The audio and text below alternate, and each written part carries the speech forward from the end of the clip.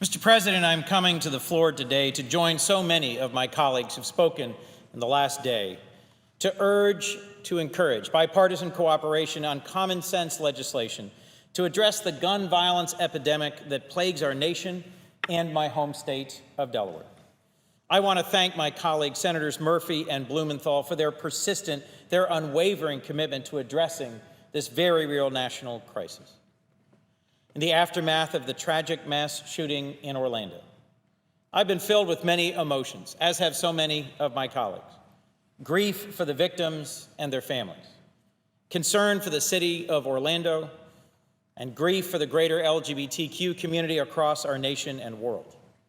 Anger towards the perpetrator and the extremists that spread hatred, violence, and fear around the world.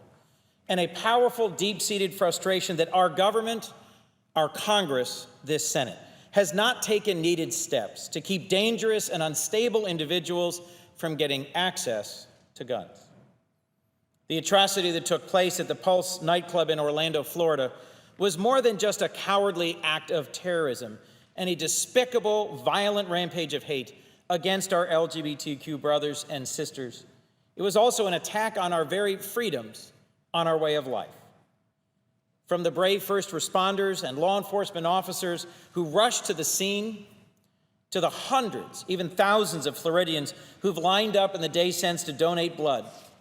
Tragedies like these so often showcase the very best and worst of humanity in the same heartbreaking moments. This mass shooting, this worst mass shooting in American history, should force us to confront a number of powerful but unanswered questions. Are we going to be a nation that celebrates our diversity, or one that stokes fear, division, and hatred? Are we going to engage the American Muslim community in pursuing our shared goal of defeating the scourge of terrorism? Or are we going to malign and alienate 1.6 billion people from one of the world's great religions? And are we together going to pass common sense safety measures addressing gun violence, or is this Senate yet again going to accept the status quo? Our nation, my state, my constituents, my neighbors are crying out for the members of this body to have the courage of our convictions and to address this moment. Regardless of the Orlando attacker's intentions or his background, Congress must act to prevent known or suspected terrorists from having the unfettered ability to purchase high-powered military-grade weaponry. That means ensuring that we have a universal system of background checks when a firearm is purchased. It also means ensuring that the United States Department of Justice gets notified when a known or suspected terrorist goes to buy a gun, so that the department can investigate or stop a transaction that might immediately endanger citizens' lives. Today, an estimated 40% of all gun sales are sold by unlicensed dealers who are not required to conduct any criminal background checks under federal law. In the aftermath of the atrocity in Orlando, Deputy Attorney General Yates noted that the Justice Department, and I quote, would have liked to have known that Omar Mateen had gone to purchase an assault rifle. Our Constitution protects the fundamental individual right to bear arms, but no freedom is absolute, and no one amendment can subvert all the others. Orlando deserved to have the security of a functioning universal background check system that keeps guns out of the hands of people known to be dangerous.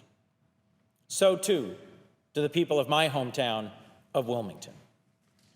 Earlier this week, late Tuesday night, in my hometown of Wilmington, less than a block away from a business owned by one of my treasured staff members, 4 young teenagers were shot, ages 12, 13, 15, and 16. The 15-year-old boy remains in critical condition at Christiana Hospital. He was shot in his stomach, hand, and leg. And even earlier this week in Wilmington, a 15-year-old girl was shot during an argument at a party.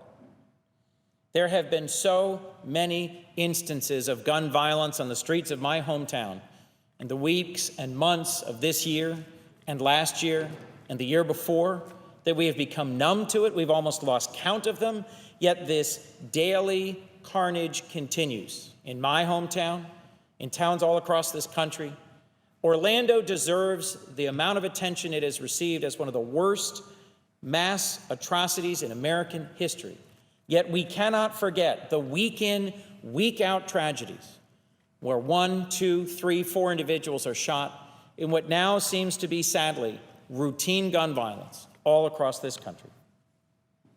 And we've heard in speeches given by my colleagues about incidents all over our country, from Orlando to San Bernardino to Newtown, from Wilmington to Chicago to Los Angeles. Americans fall victim to gun violence each and every day. It doesn't have to be this way. Americans are 25 times more likely to be murdered with a gun than people in any other developed country. We can and we must do more to prevent senseless acts of gun violence. So today, this week, we mourn the lives taken from us too soon in Orlando.